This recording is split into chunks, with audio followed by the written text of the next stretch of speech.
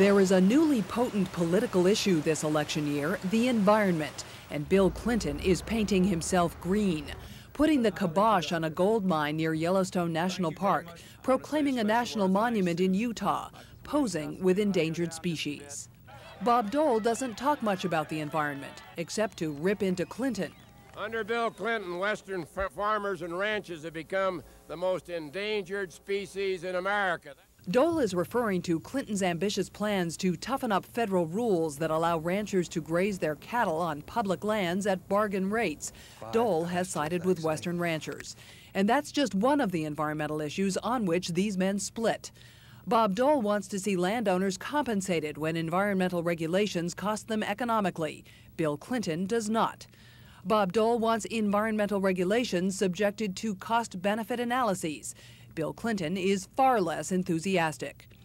Bob Dole supports exemptions to the Endangered Species Act. Bill Clinton opposes them.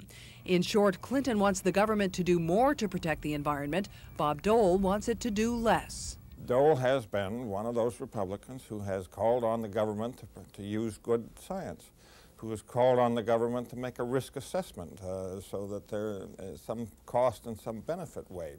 But in some quarters, less regulation is code for eviscerating environmental laws. In his last 2 years in Congress, the League of Conservation Voters, the political arm of the environmental movement, gave Dole a 0 rating. We see a very genuine extreme threat in Bob Dole. If we had an anti-environmental majority in the Congress with an anti-environmentalist like Bob Dole sitting in the White House, I don't know what's to stop these folks from absolutely devastating the body of environmental laws that protect the public's health and safety.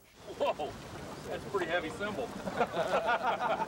The League of Conservation Voters has given its first ever presidential endorsement to Bill Clinton and his running mate Al Gore, a longtime environmental booster. But Clinton has not always been dearly beloved by environmentalists. Doing things that weaken our environment is not the way to balance the budget. Although he vetoed congressional budget bills in the name of environmental protection, Clinton eventually signed a budget permitting the logging of old-growth timber in national forests. He reversed a ban on the importation of the highly toxic chemical PCBs and opened more wildlife refuges to hunting and fishing.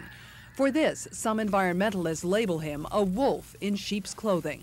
I've never seen such callous approach to the environment as we're getting right now.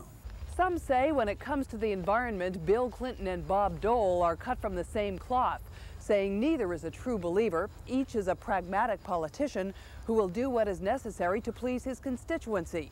It's just that the constituencies they serve are very different. While Bob Dole buddies up to business, We don't want the government to take away from you. Bill Clinton goes for the Greens. The quality of your life will be undermined unless we save the environment for everybody. Jean Meserve, CNN, Washington.